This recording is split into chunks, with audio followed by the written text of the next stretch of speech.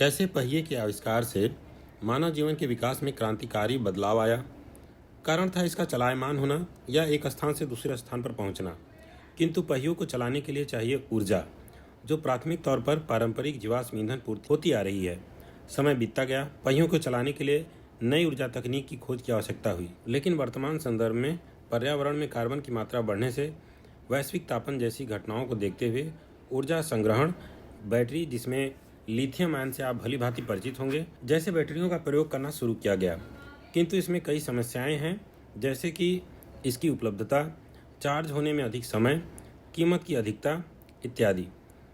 इसी क्रम में इसके इतिहास, वर्तमान स्थिति और भारत में हो रहे शोधों और भविष्य की राह की परिपाटी पर आइए दृष्टि करते हैं। जय हिंद। सबसे पहले बैटरी का इतिहास। सन 1800 में अलेसांद्रो वोल्टा ने दुनिया की पहली वैद्युत रासायनिक बैटरी बनाई, जिसे वोल्टाइक पाइल कहा गया। इसके बाद डैनियल सेल और लेक्लांचे सेल ने इस तकनीक को आगे बढ़ाया।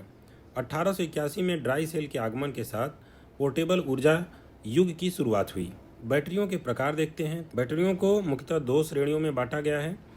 पहला है प्राथमिक बैटरियां, जिनको केवल एक ही बार उपयोग किया जा सकता है, और दूसरी द्वितीयक बैटरियां, जिन्हें बार बार रिचार्ज करके प्रयोग किया जा सकता है। लिथियम आयन बैटरियां आज ऊर्जा की क्रांति की रीढ़ बन चुकी हैं। वैश्विक नवाचार की तरफ नजर डालते हैं तो दुनिया में अब सॉलिड स्टेट बैटरियां तेजी से आ रही हैं, जो अधिक सुरक्षित और टिकाऊ हैं। सोडियम आयन तकनीक लिथियम की महंगी निर्भरता को कम कर रही है। ग्राफीन बैटरियां फास्ट चार्जिंग में नया मुकाम बना रही हैं।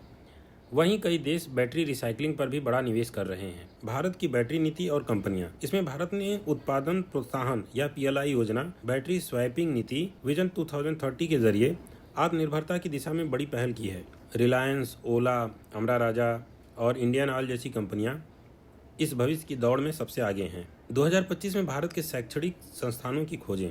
भारत के प्रमुख IIT और वैज्ञानिक संस्थान अब सिर्फ पढ़ाई ही नहीं बल्कि विश्व स्तरीय तकनीक बना रहे हैं।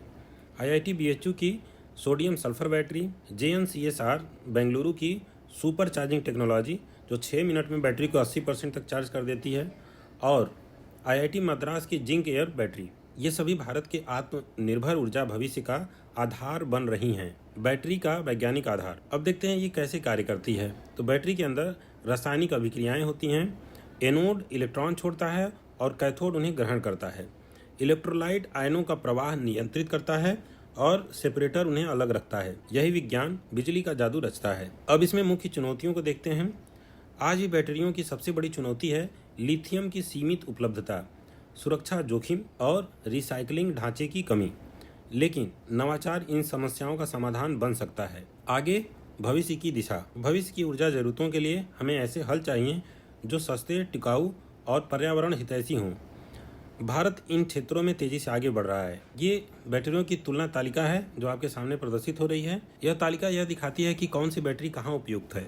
सॉलिड स्टेट बैटरी आज की सबसे सुरक्षित और उन्नत तकनीक है, जबकि सोडियम आयन सस्ता और स्थिर विकल्प बनता जा रहा है। आगे देखते हैं भारत की रणनीतिक जरूरत। भारत को बैटरी निर्माण, डिजाइन और रिसाइकलिंग में आत्मनिर्भर बनना ही होगा। यह ऊर्जा सुरक्षा, हरित भविष्य और आयात मुक्त राष्ट्र की कुंजी है। और अंत में निष्कर्ष। बैटरियां न केवल हमारे गैजेट्स बल्कि हमारी अर्थव्यवस्था और पर्यावरण को भी ऊर्जा दे रही हैं। अगर ये वीडियो आपको पसंद आया हो तो लाइक करें, शेयर करें और चैनल को सब्सक्राइब करना न भूलें।